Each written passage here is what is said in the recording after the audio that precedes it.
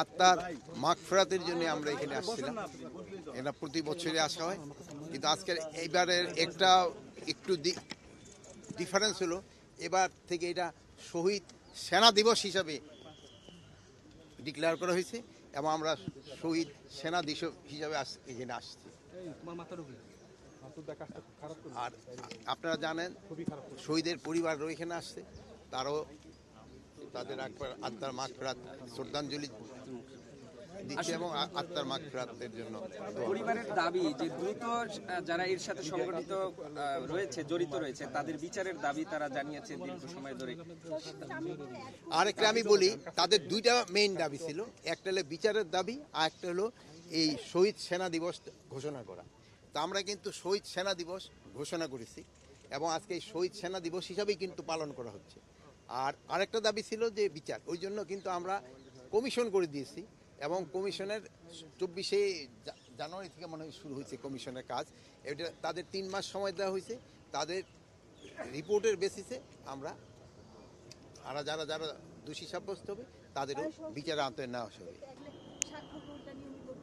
বিস্ফোরক মামলায় মানে হত্যা মামলা যাদের সাজা হয়েছিল, তারপরে বিস্ফোরক মামলার জন্য কিন্তু অনেক দিন তাদের সাজা ভোগ হওয়ার পরও কিন্তু জেলে ছিল, কিন্তু তাদের কিন্তু অনেকেরই জামিন হয়ে গেছে। এখন আরও যদি এরকম থাকে, কোর্ট বসলে, এটা যেহেতু আমাদের হাতে না, এরা সম্মানীয় কোর্ট যদি তাদের জামিন দিয়ে দেয়, জামিন দিয়ে দিবে তাদের। স্যার, গত 15 বছরে আওয়ামী লীগ কেন এই দিবসটিকে শহীদ সেনা দিবস হিসেবে ঘোষণা করতে পারেনি?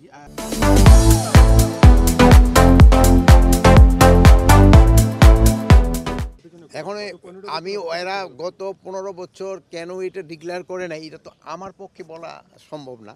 আর 2 নম্বর দিয়ে সঠিক বিচার যেন হয়, এই জন্যই কিন্তু একটা তদন্ত কমিশন গঠন করে। এটা কিন্তু কমিশন মানে না, ইনকোয়ারি কমিটি না, তদন্ত কমিশন গঠন করা হয়েছে এবং তাদের দেখবেন তাদের মর্যাদাও দিয়ে দিছে, যে সেরে অ্যাপিলেট ডিভিশনের জাজের মর্যাদা দেওয়া হয়েছে যে প্রধান, আর অন্যান্যদের কিন্তু হাইকোর্টের জাজদেরও মর্যাদা তাদের দেওয়া হয়েছে এগুলি করার জন্য। এই জন্য একটা যেন সঠিক হয়, এটা কমিশনটা যেন সঠিকভাবে কাজ করেন এবং যারা দোষী তাদের যেন তারা ভালোভাবে করতে পারে, এই জন্য কিন্তু এটা করা হয়েছে এবং তারা তাদের রিকমেন্ডেশনের উপরে বেস করে আমরা পরবর্তী অ্যাকশনটা নিব। আপনি তো এখানে তাল বাহানা কোথায় দেখলেন? এখন তো আমরা গত 15 বছরের প্রশ্নগুলি তো আপনারা ওই গত 15 বছর করতে পারতেন, বাট গত 15 বছরের উত্তর তো আমি দিতে পারবো না।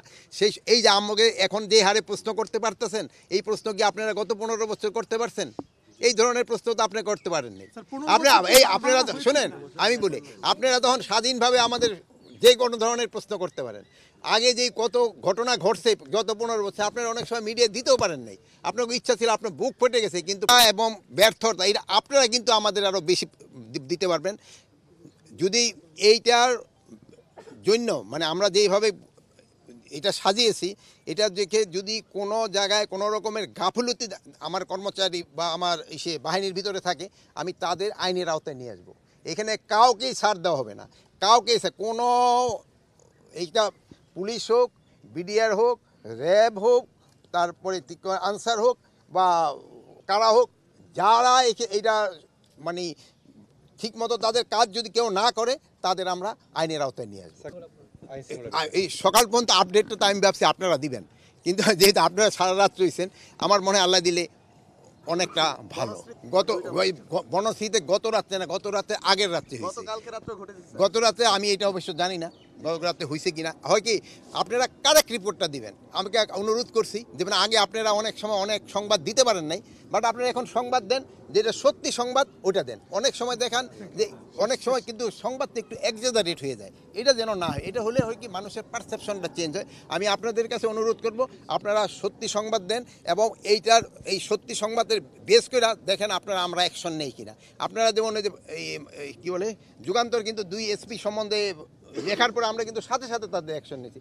আপনারা এরকম কারেক্ট অ্যাকশন সংবাদ আমাদের পরিবেশন করেন, আমরা অবশ্যই ব্যবস্থা নিব। আপনারা ভালো থাকেন, আল্লাহ হাফেজ।